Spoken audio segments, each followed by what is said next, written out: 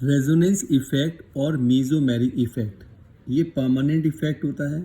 इसके अंदर electron following वे से ट्रांसफ़र होते हैं। फर्स्ट, मल्टीपल बॉन्ड से एटम पर ट्रांसफ़र होता है। जैसे मल्टीपल बॉन्ड है, एटम पर ट्रांसफ़र हुआ।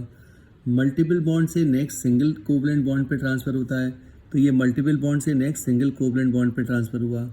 इसमें लोन पेयर इलेक्ट्रॉन से जो एडजेसेंट सिंगल बॉन्ड होता है उधर भी इलेक्ट्रॉन ट्रांसफ़र हो सकता है। जैसे ये लोन पेयर है, ये एडजेसेंट सिंगल बॉन्ड है, इस पे इलेक्ट्रॉन ट्रांसफ़र हो गया। तो इस तरह से रेजोनेंस में इलेक्ट्रॉन ट्रांसफ़र होते हैं। ये इफेक्ट जो होता है वो कॉन्जुगेटेड सिस्टम में होता है।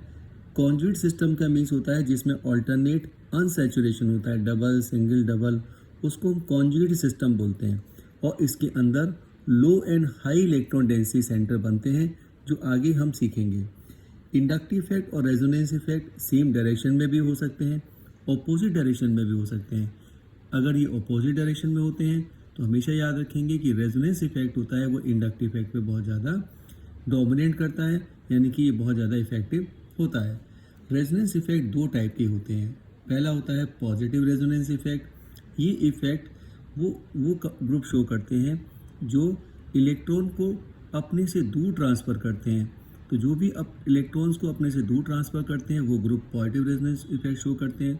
तो पॉजिटिव रेजोनेंस इफेक्ट शो करने के लिए क्या कंडीशन है कि पॉजिटिव रेजोनेंस शो करने के लिए कंडीशन है कि जो हमारा कॉन्जुगेटेड सिस्टम है उससे जो ग्रुप अटैच्ड है उस पर या तो लोन पेयर होना चाहिए या फिर उस पर नेगेटिव चार्ज होना चाहिए। अगर उस पर लोन पेयर है या नेगेटिव चार्ज है तो वो पॉजिटिव रेजोनेंस इफेक्ट शो करेगा। जैसे O नेगेटिव, NH2, ये जितने भी ग्रुप्स लिखे हैं इसमें लोन पेयर है जो कॉन्जुगेटेड सिस्टम से अटैच्ड है, इसलिए ये पॉजिटिव रेजोनेंस इफेक्ट शो करेंगे। अब मैं इस एग्जांपल को देखता हूँ। ये मेरा लोन पेयर है और ये कॉन्जुगेटेड सिस्टम है, तो इसके अंदर पॉजिटिव रेजोनेंस इफेक्ट शो होगा। अब मैं देखूंगा कि ये पॉजिटिव रेजोनेंस इफेक्ट कहाँ तक शो होगा। तो ये लोन पेयर है, ये सिंगल है, ये डबल है, ये सिंगल है, ये डबल है। इसका मीनिंग ये हुआ कि ये इस एटम से लेके इस एटम तक पॉजिटिव रेजोनेंस इफेक्ट शो करेगा। अब इसके स्ट्रक्चर कैसे बनाएंगे, इस लोन पेयर को यहाँ पे बॉन्ड बना देंगे, तो ये बॉन्ड को अपने एडजेसेंट सिंगल बॉन्ड पे शिफ्ट कर देंगे और पाई बॉन्ड को ऐसे एटम पर शिफ्ट कर देंगे। तो इस तरह से हमें ये स्ट्रक्चर मिलेगा। तो ये इसका रेजोनेटिंग स्ट्रक्चर्स है। मैं फिनॉल को देखता हूँ, तो फिनॉल के पास ऑक्सीजन पे लोन पेयर है और ये कॉन्जुगेटेड सिस्टम है, तो इसके अंदर भी पॉजिटिव रेजोनेंस इफेक्ट शो होगा। अब इसके स्ट्रक्चर्स कैसे बनाते हैं, सबसे पहले लोन पेयर को यहाँ पे आके बॉन्ड बना देते हैं, पाई बॉन्ड। तो ये पाई बॉन्ड ब्रेक होकर यहाँ पे नेगेटिव चार्ज हो जाता है, तो ये नेगेटिव बन गया। अब ये नेगेटिव यहाँ पे आके पाई बॉन्ड बनाता है, तो ये पाई बॉन्ड ब्रेक होकर यहाँ पे नेगेटिव कर देता है, तो ये नेगेटिव चार्ज हो जाएगा। अब ये नेगेटिव चार्ज यहाँ पे आके पाई बॉन्ड बनाएगा, तो इस पाई बॉन्ड को हम यहाँ शिफ्ट कर देंगे, तो ये नेगेटिव हो जाएगा। फिर ये नेगेटिव चार्ज यहाँ पे आके पाई बॉन्ड बनाएगा और ये पाई बॉन्ड ऊपर जाके शिफ्ट होगा, तो ये स्ट्रक्चर बन जाएगा। इस तरह से फिनॉल के 5 स्ट्रक्चर्स इसमें फॉर्म होते हैं। अगर मैं इन स्ट्रक्चर्स को देखता हूँ तो यहाँ पे ऑर्थो पोजीशन पर, पैरा पोजीशन पर, ऑर्थो पोजीशन पे नेगेटिव चार्ज आता है। इसका मीनिंग सिंपल सा हुआ कि जो पॉजिटिव रेजोनेंस इफेक्ट शो करते हैं ग्रुप, वो ऑर्थो एंड पैरा पे नेगेटिव चार्ज प्रोड्यूस करते हैं। इसके अंदर हमने देखा कि ये ग्रुप जो होते हैं वो रिंग के अंदर इलेक्ट्रॉन को ट्रांसफ़र कर रहे हैं। इसका मीनिंग ये हुआ कि जो इलेक्ट्रोफाइल है वो इसके अंदर इजीली अटैक कर जाएगा। तो ऐसे ग्रुप जो बेंजीन के अंदर इलेक्ट्रॉन की डेंसिटी को बढ़ा देते हैं, ऐसे ग्रुप को हम एक्टिवेटिंग ग्रुप बोलते हैं। इसका एक एक्सेप्शन है हेलोजन, क्योंकि हेलोजन का जो नेगेटिव इंडक्टिव इफेक्ट होता है वो बहुत स्ट्रॉन्ग होता है, तो ये रिंग को, बेंजीन रिंग को डीएक्टिवेट कर देता है। सेकंड जो ग्रुप होता है वो होता है माइनस आर इफेक्ट। इस इफेक्ट के अंदर जो इलेक्ट्रॉन ट्रांसफ़र होते हैं वो ग्रुप से ग्रुप की तरफ होते हैं, यानी टूवर्ड्स ग्रुप ये इलेक्ट्रॉन ट्रांसफ़र होते हैं। और इस इफेक्ट को शो करने के लिए जो कॉन्जुगेटेड सिस्टम है उसके अंदर डबल बॉन्ड या ट्रिपल बॉन्ड प्रेजेंट होना चाहिए। जैसे फॉर एग्जांपल ये C डबल बॉन्ड C है और ये ग्रुप के अंदर डबल बॉन्ड है, अनसैचुरेशन है, तो जो X लिखा है ये लेस इलेक्ट्रोनेगेटिव होना चाहिए और जो Y लिखा है ये मोर इलेक्ट्रोनेगेटिव होना चाहिए। तो जिसमें ये सिस्टम प्रेजेंट होता है उसके अंदर नेगेटिव रेजोनेंस इफेक्ट शो होता है। अब ये कौन कौन से ग्रुप हैं, NO2, इसमें मल्टीपल बॉन्ड है, इसमें मल्टीपल बॉन्ड है, तो ये ग्रुप जो लिखे हैं ये सब क्या शो करेंगे, नेगेटिव रेजोनेंस इफेक्ट शो करेंगे। इसको अब एग्जाम्पल समझते हैं। जैसे मेरे पास ये ग्रुप, ये कंपाउंड है, अब इसमें हम देखेंगे ये फंक्शनल ग्रुप है, इसके अंदर डबल बॉन्ड है और ये इसके साथ कॉन्जुगेशन में, तो कैसे स्ट्रक्चर शो करेगा, ये पाई बॉन्ड इधर आके डबल बॉन्ड बना देगा और ये पाई बॉन्ड इधर आके लोन पेयर बना देगा, तो इस तरह से ये स्ट्रक्चर शो होगा। ये हमारा नाइट्रोबेंजीन है, इसके अंदर फंक्शनल ग्रुप में डबल बॉन्ड है, ठीक है, तो और ये कॉन्जुगेटेड सिस्टम के साथ अटैच्ड है।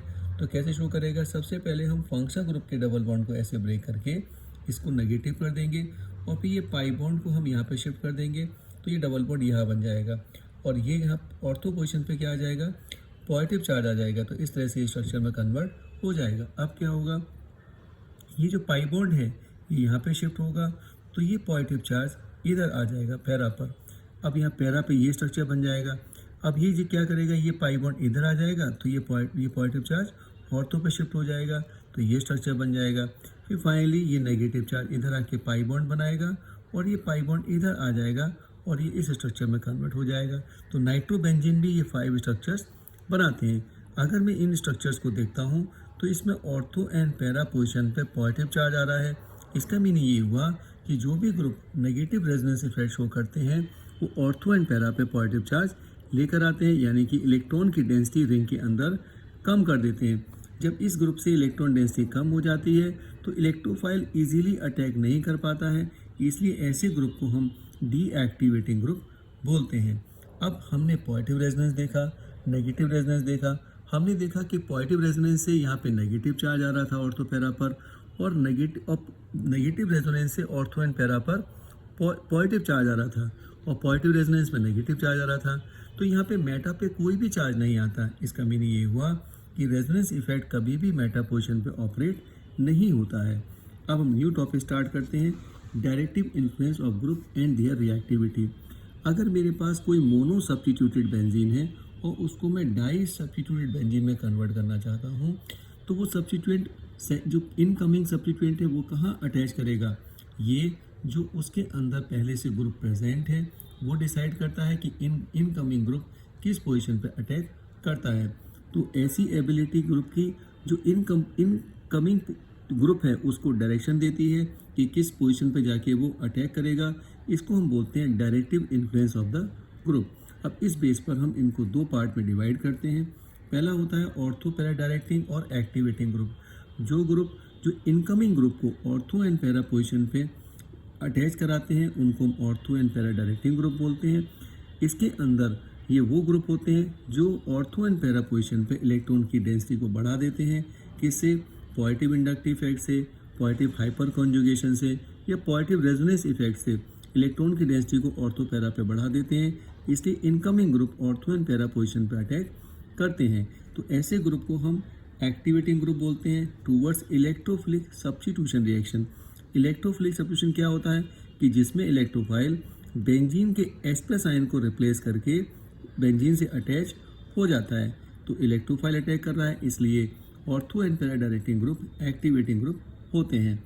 अब ऐसे ग्रुप जो इनकमिंग ग्रुप को मेटा पोजीशन पर अटैच कराते हैं उनको हम मेटा डायरेक्टिंग ग्रुप बोलते हैं और ये वो ग्रुप शो करते हैं, मेटा डायरेक्टिंग ग्रुप वो ग्रुप होते हैं जिनमें -I इफेक्ट होता है या फिर -R इफेक्ट होता है।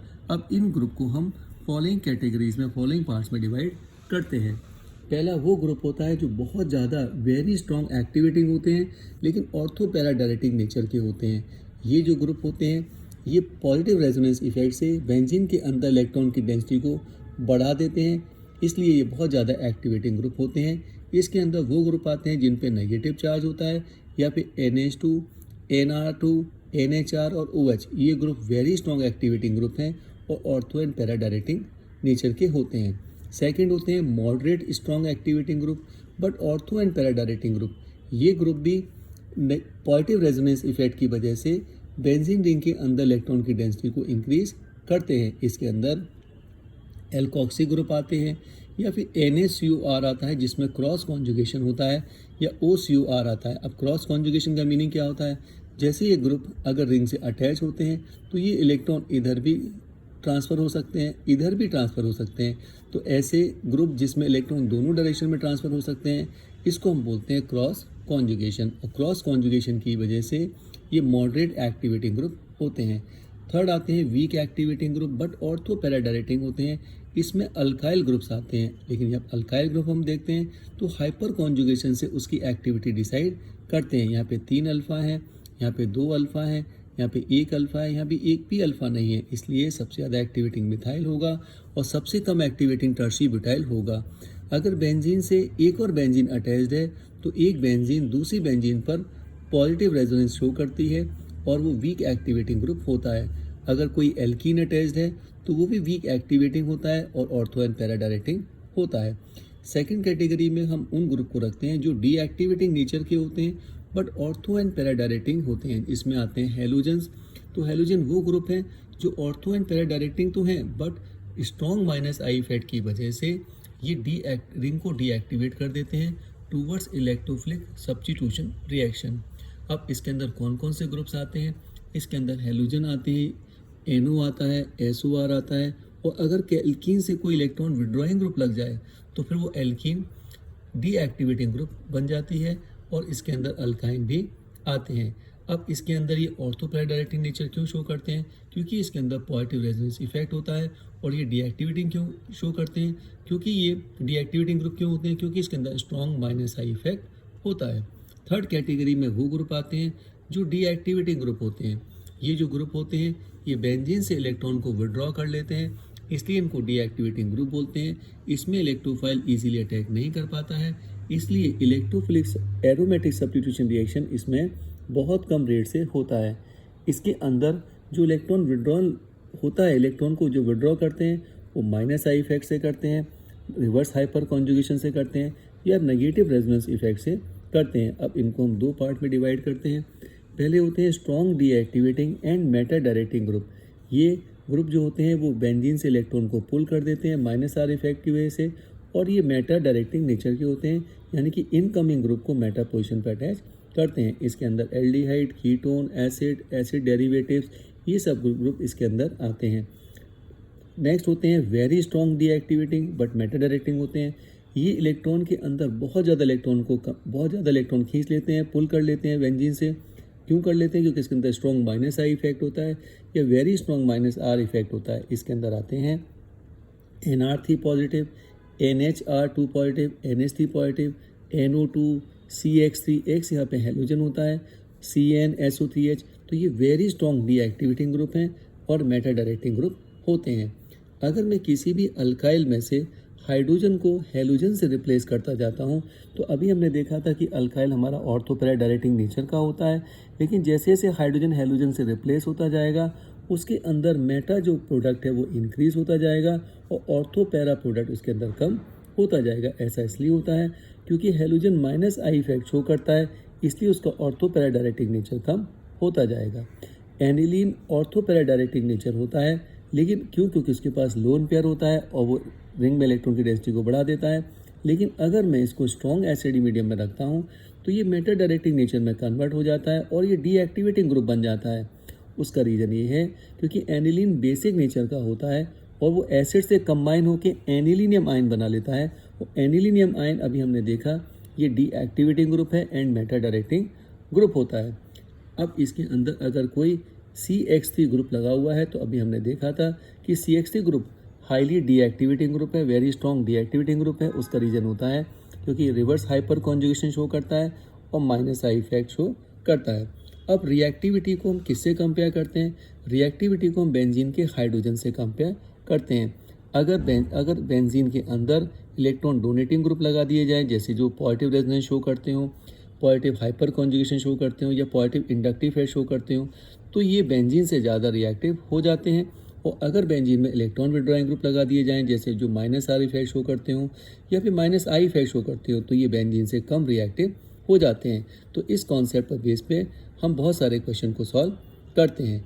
अब हमने ऑर्थो पैरा डायरेक्टिंग नेचर अभी समझा कि जो पॉजिटिव रेजोनेंस शो करते हैं वो ऑर्थो पैरा डायरेक्टिंग नेचर के होते हैं और जो नेगेटिव रेजोनेंस शो करते हैं वो मेटा डायरेक्टिंग के होते हैं। अब ये ortho para directing nature show करने का एक और मेथड होता है जो जेई और नीट के लिए बहुत इंपॉर्टेंट है कि हम इसमें क्या करते हैं कि इलेक्ट्रोफाइल को ऑर्थो मेटा पैरा पर अटैच करके देखते हैं और फिर उसके अंदर जो कार्बोकेटाइन इंटरमीडिएट बनता है स्लो स्टेप में, रीडिटरमाइन स्टेप में, उसकी स्टेबिलिटी चेक करते हैं। अगर कार्बोकेटाइन इंटरमीडिएट रीडिटरमाइन स्टेप में स्टेबल बन रहा होता है तो वो उस नेचर को फॉलो करता है। जैसे इसको हम एग्जांपल से समझते हैं। मेरे पास बेंजीन में CH3 ग्रुप अटैच्ड है। अब मैंने क्या किया, इस पाई इलेक्ट्रॉन को यहाँ ब्रेक किया, ये नेगेटिव हो गया, ये पॉजिटिव हो गया और इस पे आके इलेक्ट्रोफाइल ने अटैक कर लिया। अब ये देखा, जब मैंने ये मेरा कार्बोकेटाइन इंटरमीडिएट बना तो मेरा प्लस यहाँ पे आया।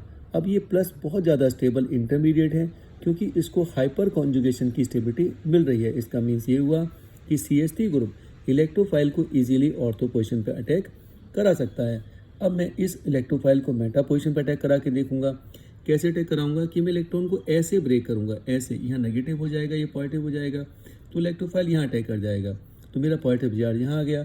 अब मैं इसको रेजोनेंस से इसको मूव कराऊंगा तो ये पाई बॉन्ड इधर आएगा तो पॉजिटिव चार्ज इधर आ जाएगा, तो ये स्ट्रक्चर बन जाएगा।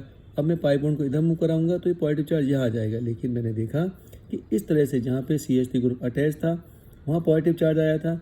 इस तीनों कंपाउंडों में ऐसा कोई भी स्ट्रक्चर नहीं बना जहाँ CH3 ग्रुप अटैच है उस कार्बन पर पॉजिटिव चार्ज आता हो। इसलिए ये कार्बोकेटाइन ज़्यादा स्टेबल नहीं है, इसलिए ये CH3 ग्रुप मेटा पर इलेक्ट्रोफाइल को अटैक नहीं कराएगा। अब हम इलेक्ट्रोफाइल को पैरा पे अटैक करा के देखते हैं। अब मैंने इलेक्ट्रॉन को ऐसे ब्रेक किया, इस तरह से ब्रेक किया तो ये मेरा हो गया। अब मैंने इस इलेक्ट्रॉन को ऐसे ब्रेक किया तो ये हो गया नेगेटिव, ये हो गया मेरा पॉजिटिव। तो यहाँ पे मैंने इलेक्ट्रोफाइल को अटैक करा दिया है। तो पाई इलेक्ट्रॉन को हम ऐसे ब्रेक करेंगे तो ये नेगेटिव हो जाएगा, इलेक्ट्रोफाइल यहाँ अटैक करेगा तो ये पॉजिटिव होगा, तो मुझे ये स्ट्रक्चर मिलेगा। अब मैं इस पाई बॉन्ड को यहाँ शिफ्ट करूँगा तो ये पॉजिटिव चार्ज मेरा इस कार्बन पे आ जाएगा जहाँ पे CH3 अटैच्ड है। इसका मीनिंग ये हुआ कि अब इसके अंदर भी हाइपर कॉन्जुगेशन की स्टेबिलिटी मिल रही है, यानी कि ये कार्बोकेटाइन इंटरमीडिएट भी स्टेबल है। तो मैंने देखा कि जो मेरा टोलुइन था वो ऑर्थो पोजिशन पे जब अटैक कराता है तो उसको स्टेबिलिटी मिलती है और पैरा पे अटैक कराता है तब उसे स्टेबिलिटी मिलती है। इसलिए जो मेरा टोलुइन है वो ortho and para directing nature का होता है, मेटा डायरेक्टिंग नेचर का नहीं होता है। नेक्स्ट इसके अंदर हम देखेंगे, अगर मैंने बेंजीन पर NH2 ग्रुप को अटैच कर दिया तो हम सेम कॉन्सेप्ट अप्लाई करेंगे। सबसे पहले मैंने इलेक्ट्रॉन को ऐसे ब्रेक किया, इस पाई बॉन्ड को ऐसे ब्रेक किया पाई बॉन्ड को, तो इलेक्ट्रोफाइल यहाँ अटैक कर दिया तो मुझे इंटरमीडिएट बना। अब हम याद रखेंगे कि अगर किसी कार्बन पर पॉजिटिव चार्ज है और उसके एडजेसेंट एटम पे लोन पेयर है तो ये बहुत ज़्यादा स्टेबल स्पीसीज होती है, यानी कार्बोकेटाइन बहुत ज़्यादा स्टेबल है। इसका सिंपल सा मीनिंग ये हुआ कि ये इलेक्ट्रोफाइल जब ऑर्थो पोजिशन पर अटैक करता है तो उसका कार्बोकेटाइन इंटरमीडिएट स्टेबल बन रहा है, तो ये ऑर्थो पे इलेक्ट्रोफाइल को अटैक कराएगा। अब मैं इसको इलेक्ट्रोफाइल को यहाँ पे अटैक करा के देखूंगा तो पॉजिटिव चार्ज मेरा यहाँ पे आ जाएगा। अब मैं इसको वापस से रोटेट कराऊंगा तो पॉजिटिव चार्ज मेरा यहाँ शिफ्ट हो जाएगा। फिर मैं यहाँ पे इसको रोटेट कराऊंगा तो पॉजिटिव चार्ज मेरा यहाँ शिफ्ट हो जाएगा। इसका मीन्स ये हुआ कि ये पॉजिटिव चार्ज उस कार्बन पे नहीं गया जहाँ पे NH2 अटैच था, इसलिए ये इंटरमीडिएट ज़्यादा स्टेबल नहीं है। जब इंटरमीडिएट ज़्यादा स्टेबल नहीं है तो ये एनिलीन जो है ये मेटा पर इलेक्ट्रोफाइल को अटैक नहीं कराएगा। अब मैंने इस इलेक्ट्रोफाइल को पैरा पे अटैक करा के देखा तो मेरा पॉजिटिव चार्ज इस जगह पर आया। कैसे? क्योंकि मैं इसको ऐसे ब्रेक करूंगा तो यहाँ पे नेगेटिव हो जाएगा, इलेक्ट्रोफाइल यहाँ अटैक हो जाएगा तो प्लस यहाँ आ जाएगा, तो ये प्लस आ गया। अब मैं इसको रोटेट कराऊंगा, बॉन्ड को इधर करके लेके आऊँगा तो पॉजिटिव चार्ज इस एटम पे आ जाएगा कार्बन पे जहाँ पे NH2 अटैच्ड है। अगेन इसके अंदर स्टेबिलिटी आ जाएगी इंटरमीडिएट में। तो मैंने देखा कि NH2 एनिलीन में जब मैं इलेक्ट्रोफाइल को ऑर्थो पे अटैक कराता हूँ तो कार्बोकेटाइन इंटरमीडिएट स्टेबल बनता है, और जब मैं पैरा पे अटैक कराता हूँ तो भी कार्बोकेटाइन स्टेबल बनता है। इसलिए इसका मीनिंग ये हुआ कि एनिलीन जो होता है वो ortho and para directing nature का होता है, मेटा डायरेक्टिंग नेचर का नहीं होता है। थर्ड हम क्लोरीन अटैच करके देखते हैं। मैंने क्लोरीन का मैंने यहाँ पे इस पाई बॉन्ड को ऐसे ब्रेक किया, इलेक्ट्रोफाइल को यहाँ अटैक कराया तो यहाँ पे पॉजिटिव चार्ज आ गया कार्बन पे और लोन पेयर इसके एडजेसेंट पर है तो ये हाईली स्टेबल हो जाएगा, तो ये कार्बोकेटाइन ज़्यादा स्टेबल है। इसका मीनिंग ये हुआ कि जो क्लोरोबेंजीन है ये इलेक्ट्रोफाइल को ऑर्थो पे अटैक कराएगा क्योंकि इसका इंटरमीडिएट स्टेबल बन रहा है। अब मैं इस इलेक्ट्रोफाइल को मेटा पे अटैक कराता हूँ। कैसे अटैक कराता हूँ कि इलेक्ट्रॉन को मैं ऐसे ब्रेक करूँगा, ऐसे ब्रेक करूँगा तो ये हो जाएगा नेगेटिव, ये हो जाएगा पॉजिटिव, इलेक्ट्रोफाइल को यहाँ अटैक किया तो ये बन जाएगा। अब मैं इसको ऐसे मूव कराऊँगा तो प्लस मेरा यहाँ आएगा, फिर मैं ऐसे मूव कराऊँगा तो प्लस मेरा यहाँ आ जाएगा। इसका मीनिंग ये हुआ कि जिस कार्बन पे क्लोरीन अटैच्ड है उस कार्बन पे प्लस नहीं जा रहा है, इसलिए ये स्टेबिलिटी गेन नहीं करेगा, इसका इंटरमीडिएट स्टेबल नहीं है, तो ये इलेक्ट्रोफाइल को मेटा पोजिशन पर अटैक नहीं कराएगा। अब मैं इलेक्ट्रोफाइल को पैरा पे अटैक करा के देखता हूँ। कैसे? कि अब मैं इलेक्ट्रॉन को ऐसे ब्रेक करूँगा, रिवर्स डायरेक्शन में ब्रेक करूँगा तो ये नेगेटिव, ये पॉजिटिव हो जाएगा। ये नेगेटिव हो गया, यहाँ पे इलेक्ट्रोफाइल ने अटैक कर लिया, ये पॉजिटिव हो गया। अब ये पाई इलेक्ट्रॉन को मैं इधर शिफ्ट करूँगा, इधर शिफ्ट करूँगा तो पॉजिटिव चार्ज मेरा यहाँ पे इस कार्बन पे आ जाएगा, इस कार्बन पे आ जाएगा। इसका मीनिंग ये हुआ कि ये उस कार्बन पे गया जहाँ पर क्लोरीन अटैच था, जहाँ पे लोन पेयर है। इसका मीन्स ये भी इंटरमीडिएट स्टेबल बन रहा है। तो क्लोरोबेंजीन हमारा ortho and para directing nature का होता है, मेटा डायरेक्टिंग नेचर का नहीं है, क्योंकि इसके कार्बोकेटायन इंटरमीडिएट स्टेबल बन रहे हैं। अब एक एग्जाम्पल और देखेंगे, नाइट्रोबेंजीन है। नाइट्रोबेंजीन में भी मैंने क्या किया, इस पाई बॉन्ड को ऐसे ब्रेक किया, इलेक्ट्रोफाइल को मैंने यहाँ अटैक किया तो मेरा ये स्पीसीज बनी। लेकिन अगर किसी कार्बन पर पॉजिटिव चार्ज है और उसी पर अगर इलेक्ट्रॉन विड्रॉइंग ग्रुप लगा हुआ है तो ये हाईली अनस्टेबल स्पीसीज होती है। इसका मीनिंग ये हुआ कि जब मैं नाइट्रोबेंजीन में ऑर्थो पोजिशन पे इलेक्ट्रोफाइल को अटैक करता हूँ तो मेरा इंटरमीडिएट हाईली अनस्टेबल बन रहा है। इसका मीन्स नाइट्रोबेंजीन इलेक्ट्रोफाइल को ऑर्थो पोजिशन पे अटैक नहीं कराएगा। अब मैं मेटा पे अटैक करा के देखता हूँ। मैंने पाई इलेक्ट्रॉन को ऐसे ब्रेक किया, ये नेगेटिव ये पॉजिटिव हो गया, तो यहाँ पे इलेक्ट्रोफाइल को अटैक किया तो ये पॉजिटिव। अब मैं इस पाई बॉन्ड को यहाँ शिफ्ट करूँगा तो प्लस मेरा यहाँ आ जाएगा, मैं पाई बॉन्ड को यहाँ शिफ्ट करूँगा तो प्लस मेरा यहाँ आ जाएगा।